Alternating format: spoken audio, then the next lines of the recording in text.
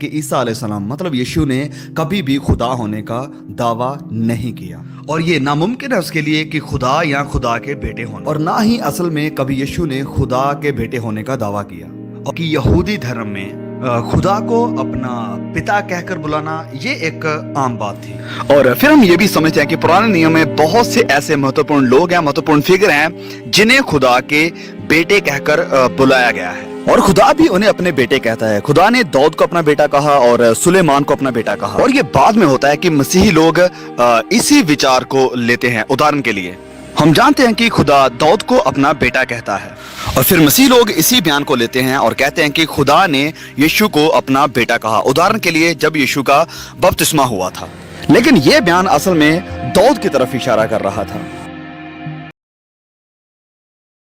Opening statement में ही मैंने कहा था कि जितने लोग यीशु को सन ऑफ गॉड करके पहचान सकते थे उतनों ने पहचाना उसे सन ऑफ गॉड करके। पिता ने, यीशु ने खुद और पवित्र आत्मा ने, ये ट्रिनिटी है। जिब्राइल स्वर्गदूत, जॉन द बैप्टिस्ट, मार्था, यीशु के चेले, बहुत सारे रोमन्स और यहाँ तक कि दुष्ट आत्माएं भी सहमत थी कि यीशु खुदा का बेटा है। मैं विश्वास करता हूँ अब जब यीशु ने सबसे चमत्कारिक जीवन बिताया है इतिहास में, तो ये परमेश्वर के मोहर की मंजूरी है उसके संदेश पर। अब मेरे मुसलमान दोस्तों की अपेक्षा मैं ज्यादा भरोसा करता हूँ परमेश्वर की सामर्थ पर। अब अगर यीशु के पैगाम पर परमेश्वर चमत्कार कर रहा है अधिकार के साथ, तो जाहिर सी बात है कि परमेश्वर चाहता है कि लोग ध्यान दें उस पैगाम पे। अब अगर परमेश्वर ही चाहता है ये पैगाम हम तक पहुंचे, तो ये हम तक पहुंचेगा तो जरूर। इसलिए मैं फर्स्ट सेंचुरी के अभिलेखों को पढ़ करके सीरियसली लेता हूँ। मुझे लगता है कि मेरे मुसलमान दोस्तों का दृष्टिकोण परमेश्वर के प्रति थोड़ा कम है। वो ये तो मानते हैं कि परमेश्वर में चमत्कार करने की ताकत है, लेकिन यीशु के पैगाम को खराब होने से बचाने की ताकत उसमें नहीं है। अल्लाह ने कुरान में कहा है कि इंजील उसने दी दिशा दिखाने के लिए मनुष्य जाति को, और उसके चेलों को बचाने का भी वादा उसने किया है। लेकिन जब वो समय आया कि इंजील और चेलों को सुरक्षित किया जाता, तब अल्लाह खड़े हैं लाचार से कि वो पैगाम और चेलों को करप्ट होने दें। अब शब्बीर ने हमको कुछ कारण दिए हैं अपने यीशु के पुत्र होने के विरोध में। इनमें से ज़्यादातर कारण उन बातों पर आधारित थे जिसमें उस सिद्धांत को बढ़ा चढ़ा के बता दिया गया है कि यीशु को परमेश्वर का पुत्र सिर्फ इंसानी तौर पर पहचाना गया है, ये दूसरे लोगों पर भी अप्लाई किया जा सकता है। और बाद में क्या हुआ कि इस बात को बढ़ा चढ़ा के कह दिया गया। तो अब मैं इस बारे में कुछ कहना चाहता हूँ कि सन ऑफ गॉड का बाइबल में आखिर क्या मतलब है। क्योंकि अगर आप जाकिर नायक को देखें या मरहूम अहमद दीदात को देखें कि बहुत से मुसलमान ये मानते हैं कि जब दूसरों को सन ऑफ गॉड करके बुलाया गया है तो यीशु को भी सन ऑफ गॉड बुला लिया है, तो कौन सी बड़ी बात है। तो शब्बीर ने ये पॉइंट भी उठाया था कि यहूदियों में परमेश्वर को पिता कहना आम बात है और दूसरे लोग भी बेटे हो सकते हैं। तो बाइबल में सन ऑफ गॉड का क्या मतलब है। इसके दरअसल कई मतलब हो सकते हैं। कुछ तो जैसा मैंने बताया कि किसी और के लिए भी लागू हो सकता है, लेकिन कुछ सिर्फ यीशु के लिए। आइए हम लोग कुछ बहुत ज़रूरी वाले जो हैं उन्हें देख लें। पहला ये कि सामान्य तौर पर परमेश्वर के बच्चे करके सारी मनुष्य जाति को बोला गया है प्रेरितों के काम 17 में। पौलुस हमें ये भी बताता है कि क्यों, क्योंकि उसी में हम सब चलते फिरते और जीवित रहते हैं, वही हमारा स्रोत है, उसी से हम एग्जिस्ट करते हैं, वो हमारा इस तरीके से पिता हुआ। तो ये तो होगा ह्यूमन बींग्स, लेकिन स्पिरिट बींग्स भी हैं जो परमेश्वर के बेटे कहलाते हैं। सिर्फ इसीलिए नहीं क्योंकि परमेश्वर ने उन्हें बनाया है और उन्हें सस्टेन रखता है, बल्कि वो परमेश्वर का वचन पूरा कराने में किरदार निभाते हैं। तीसरा, एक बार फिर से इजराइल देश परमेश्वर का पुत्र कहा गया।